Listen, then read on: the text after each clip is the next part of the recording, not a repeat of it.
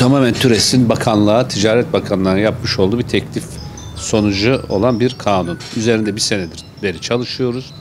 Bunun böyle olması gerektiğini ikna ettik bakanlığa ve bu konuda da Ticaret Bakanımız Ömer Bolat'a teşekkür ediyorum. Bunun 3 sebebi var. Bir, yabancı turistler bazı yerler, hepsi değil tabii ki, ama normal Türk geldiğinde 300 liraysa kebap 500 lira 600 lira alabiliyorlar. Bununla ilgili birkaç yerde sıkıntı oldu.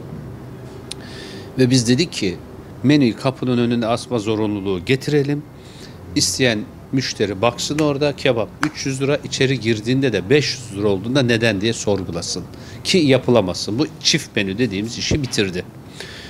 İkinci, 5 tane kafe düşünün yan yana. Kiminde kahve 200 lira, kiminde 150 lira, kiminde 100 lira. Tamamen fiyat karmaşası oldu. Bu fiyat kargaşasını önlemek için de kapının önüne menüyü koymak zorunluluğu geldi. Niye? Müşteri bakacak. Burada kahve 200 lira X marka. Burada da 150 lira. Burada da 100 lira. Hangisini istiyorsa canı oraya girip yiyecek, bir sürprizle karşılaşmayacak. Ama menü dışarıda olmadığı mı ne oluyor? İçeriye giriyorsunuz ailenizle, çocuklarınızla, misafirinizle. İnanamayacağınız derece yüksek fiyat geliyor. Bir kere de oturmuşsunuz. Bunu önlemek için. Üçüncüsü de enflasyonla mücadele için önemli bir kriter. Niye? Her isteyen istediği fiyatı istediği gibi yapamayacak. Şu anda o oluyor bazı yerlerde.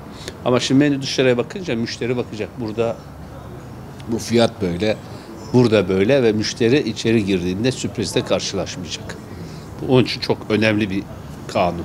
Bu kanuna uymayanlarda 200 bin liraya yakın ceza geliyor. Şimdi denetimler başladı. Bunun için tüm meslektaşlarımdan rica ediyorum. Bu kanuna uymaları lazım. Yoksa 200 bin lira cezayı yiyebilirler.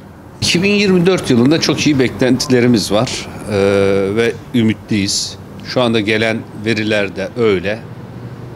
Bu konuda inşallah çok bereketli ve güzel bir yıl geçireceğiz. Bu kanun da onun hazırlığıydı aslında. Daha yabancı misafirlerimizi özellikle daha mutlu ve fahiş fiyatla yemek yememeleri için yaptığımız bir çalışmaydı. Biz umutluyuz.